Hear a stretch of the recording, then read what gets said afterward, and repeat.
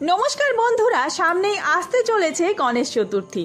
স্কন্দপুরাণ মতে ভাদ্র মাসের শুক্লপক্ষের চতুর্থী তিথি সিদ্ধিদাতা গণেশের জন্মতিথি। সমস্ত শুভ কাজে এমনকি সমস্ত পুজোর শুরুতে সিদ্ধিদাতার পুজো করা হয়। সিদ্ধিদাতার আশীর্বাদে সমস্ত কাজে সফলতা আসে। সৌভাগ্য, সমৃদ্ধি এবং বুদ্ধির দেবতা হলেন শ্রী গণেশ। শ্রী গণেশ সিদ্ধিদাতা, অর্থাৎ সকল কাজে সফলতা প্রদান করেন তিনি। তাই চলুন বন্ধুরা, আজকের ভিডিওতে আমরা জেনে নেব এই বছর অর্থাৎ 2025 সালে গণেশ চতুর্থী কবে পালিত হবে। পঞ্জিকা অনুসারে চতুর্থী তিথি কখন শুরু হচ্ছে, কখন শেষ হচ্ছে, পুজোর শুভ সময় কি রয়েছে, পুজোর উপকরণ, নিয়ম এবং সহজ সরল মন্ত্র, গণেশ বাবার পছন্দের প্রসাদ, যেই প্রসাদ দিলে গণেশ বাবা অতি সহজেই প্রসন্ন হবেন। তো চলুন বন্ধুরা, আর দেরি না করে ভিডিওটি শুরু করা যাক। যদি আমার চ্যানেলে নতুন হয়ে থাকেন অবশ্যই চ্যানেলটি সাবস্ক্রাইব করে এবং ভিডিওতে একটি লাইক করে শেষ পর্যন্ত সাথে থাকবেন। আশা করি ভিডিওটি আপনাদের জন্য খুবই হেল্পফুল হবে। ভিডিওর মূল পর্বে যাওয়ার আগে প্রত্যেক দর্শক বন্ধুরা সিদ্ধিদাতা গণেশকে স্মরণ করে কমেন্ট বক্সে লিখুন ওং গাং গণেশায় নমঃ। ভিডিওর শুরুতেই আমরা জেনে নেব যে এই বছর গণেশ চতুর্থী কবে পালিত হবে। ভাদ্র মাসের শুক্লপক্ষের চতুর্থী তিথি সিদ্ধিদাতা গণেশের জন্মতিথি। বিশ্বাস করা হয় যে এই দিনে শ্রী গজানন অর্থাৎ গণেশ বাবা আশীর্বাদ দানের উদ্দেশ্যে মর্তে আগমন করেন। বিশ্বাস এবং ভক্তি ভরে উপাসনা করলে সিদ্ধিদাতা গণেশের আশীর্বাদ পাওয়া যায়। আগামী 27শে আগস্ট 10ই ভাদ্র বুধবার গণেশ চতুর্থী পালিত হবে। চতুর্থী তিথি শুরু হবে 26শে আগস্ট 9ই ভাদ্র মঙ্গলবার দুপুর 12টা 53 মিনিটে। স্থায়ী হবে 27শে আগস্ট 10ই ভাদ্র বুধবার দুপুর 2টো 20 মিনিট পর্যন্ত। অর্থাৎ এই সময়ের মধ্যে আপনাদেরকে পুজো শুরু করতে হবে। পুজোর শুভ সময় কি রয়েছে, আপনারা যারা বাড়িতে পুজো করবেন কোন সময় পুজো করবেন। সাধারণত মুম্বাইয়ে এবং বিভিন্ন বড় বড় জায়গায়, যে সমস্ত জায়গায় গণেশ পুজো হয়, 5 দিন 7 দিন ধরে আমাদের দুর্গা পুজোর মতন গণেশ পুজো চলে। তবে আমরা যারা বাড়িতে গণেশ পুজো করব তারা একদিনেও এই পুজো করতে পারি। পুজোর শুভ সময় 27শে আগস্ট 10ই ভাদ্র বুধবার সকাল 11টা 5 মিনিট থেকে শুরু করে দুপুর 1টা 40-এর মধ্যে। অর্থাৎ এই সময়ের মধ্যে আপনাদেরকে পুজো করতে হবে। এবার অনেক বন্ধুদের মনে প্রশ্ন জাগতে পারে যে আগের দিন অর্থাৎ 26শে আগস্ট চতুর্থী তিথি পড়ে যাচ্ছে, তাহলে সেই দিন কেন পুজো করা যাবে না। উদয়া তিথি অনুসারে আমাদের যে কোনো তিথির পালনই হয়, সেই কারণে 27শে আগস্ট যেহেতু সূর্যোদয় পাচ্ছে তিথি, সেই কারণে 27শে আগস্ট বুধবার দিনই আমাদের চতুর্থী তিথি পালন হবে। এবার জেনে নেওয়া যাক গণেশ চতুর্থীর পুজো করতে আমাদের কি কি উপকরণ লাগবে। গণেশ ঠাকুরের প্রতিমা, চিত্রপট, জলচৌকি, লাল অথবা হলুদ কাপড়, লাল কাপড় হলেই বেশি ভালো, গঙ্গা জল, অভিষেক করার জন্য একটি পাত্র অর্থাৎ কাঁসার থালা নিতে পারেন, কাঁসার বা আপনাদের যদি কাঠের সরা থাকে সেরকমও নেওয়া যাবে, কাঁচা দুধ, টক দই, ঘি, মধু, শর্করা, পরিষ্কার জল, অগুরু, গোলাপ জল, লাল চন্দন আর সিঁদুর।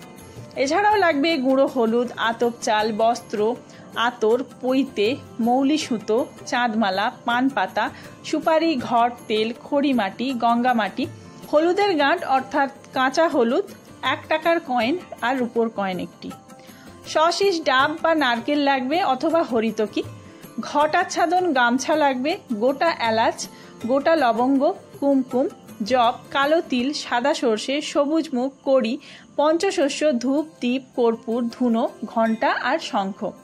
এছাড়া ফুল ফল তো লাগছেই পুজোতে। ফুলের মালা, এক্ষেত্রে আপনারা লাল জবা ফুলের মালা গণেশ বাবাজিকে অর্পণ করতে পারেন আর অন্যান্য ফুলও আনবেন। এরপরে লাগছে দূর্বা, বেলপাতা, আম পাতা, তুলসী পাতা। তুলসী পাতা গণেশ বাবাজিকে অর্পণ করা হয় না, কিন্তু গণেশ পুজোর সময় নারায়ণকে এই তুলসী পাতা অর্পণ করা হয়।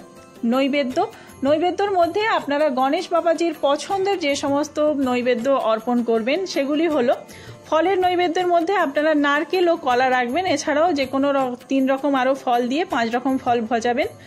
আর 5 রকম মরশুমি ফল ছাড়াও যে সমস্ত মিষ্টি গণেশ বাবাজির পছন্দ, লাড্ডু, মোদক, এই 2টি জিনিস আপনাদের রাখতেই হবে প্রসাদে। আর তাছাড়া রয়েছে লুচি, সুজি, ক্ষীর, পায়েস, দুধের তৈরি যে কোনো খাবার আপনারা তৈরি করে দিতে পারেন গণেশ বাবাজিকে। সমস্ত কিছু নৈবেদ্য অর্পণ করার পর আপনাদের পানীয় জল দিতে হবে। আর গণেশ ঠাকুরের অষ্টোত্তর শতনাম পাঠ করলে এই দিন খুবই ভালো ফল মেলে।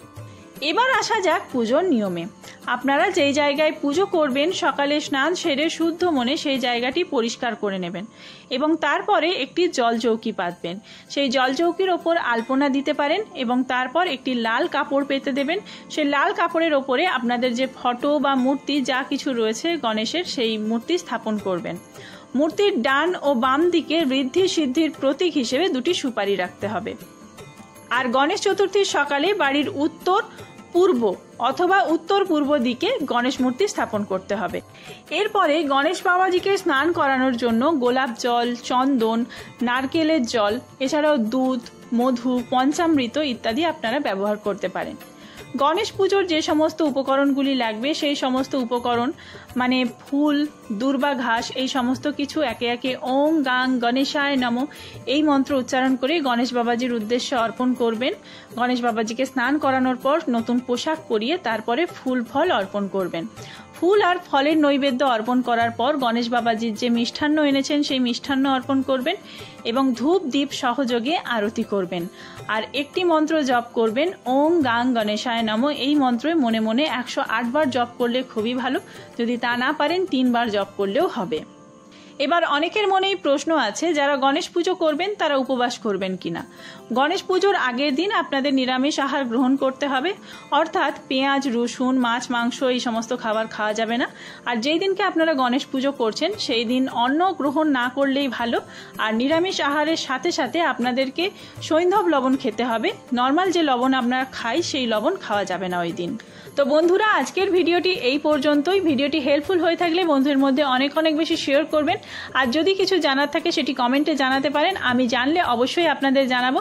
খুব তাড়াতাড়ি নতুন কোনো ভিডিও নিয়ে আসছি, যেমন বিশ্বকর্মা পুজো, দুর্গা পুজো আর ভাদ্র আর আশ্বিন মাসের ক্যালেন্ডার আপনারা জানতে চেয়েছেন, সেই ভিডিও আসছে। তো খুব তাড়াতাড়ি দেখা হচ্ছে সেই সমস্ত ভিডিও নিয়ে। সবাই সুস্থ থাকবেন, ভালো থাকবেন, ধন্যবাদ।